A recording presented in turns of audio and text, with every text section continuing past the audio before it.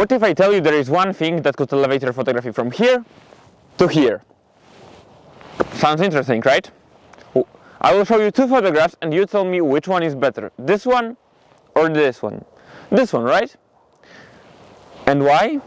That's exactly what this video is about. Now that you've seen how important backgrounds are, we'll talk about why, how, and where to use different kinds of backgrounds to improve your photography. Does a background need to be this plain, out of focus, piece of paper like smooth background? No, it doesn't. It can tell a story. You can try to show off the environment that your bird lives in. But how to achieve it? Well, that's the tricky part. First of all, let's start with the basic. Your typical out of focus background for a bird on a stick for the perfect portrait. So there are three factors that come into play. Aperture that you're using, the focal length that you're using, and the distance from you to the subject and from your subject to the background, to the thing behind you. So how to use it? Of course, the longer the lens you're using, for example a 600mm, will give you a better background blur at f4 than a 14mm, or f16 will give you less of a background blur than f8. Those are pretty obvious, right? But what do I mean about the distances? Because it's tricky. You might believe that well, I just need a good lens and fast aperture and I will get the background. No, you won't. You need to pay attention of what's behind your bird, and if, for example, there is a branch or a tree cutting through your bird, you need to step to one side or step to the other side just to get the perfect one color backdrop that's maybe more far away than the tree that was firstly before in front of the bird and created this not good line. Like you can see behind me right now, there are these lines, and you usually don't want that in your bird picture. They distract you. Of course you can use it for composition, like in this eagle picture, but usually for a nice portrait you're aiming to get this plain background. So what you would try to do, most cases, you set up a perch in the, for example, 10 meters in front of you, and you look for a background that is very plain, for example a grass or the edge of a forest that is very far away. The more far away the better, because the bigger f-stop you're able to get in. But those are the begginer type of backgrounds. If you love this kind of photography, I recommend you checking out Jan's channel, because he teaches you very well how he achieves this smooth out of focus background. But it's not exactly my style.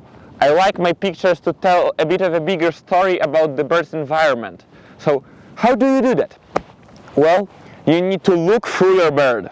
So it's very difficult at first, because when you pick up your camera, your eye instantly goes to the bird, because you need to find it in your viewfinder, you need to get the autofocus on it, and not a lot of us photographers think about the background first. But if you look behind the bird, before you even catch focus, you can understand that, for example, there is this white pole behind the bird, straight cutting through its head.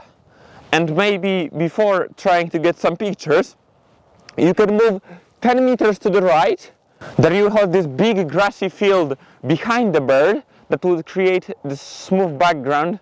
But maybe if you move 10 meters to the left, you could use the branches of the trees to the right of the bird to frame the bird in, and maybe there are some reading lines in the background that would point towards your subject, like this.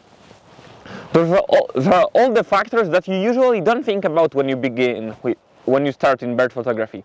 So what I would recommend to you, if you were only to take one tip from this video, is look through your subject. Act like your subject is invisible at first and pay attention to your subject.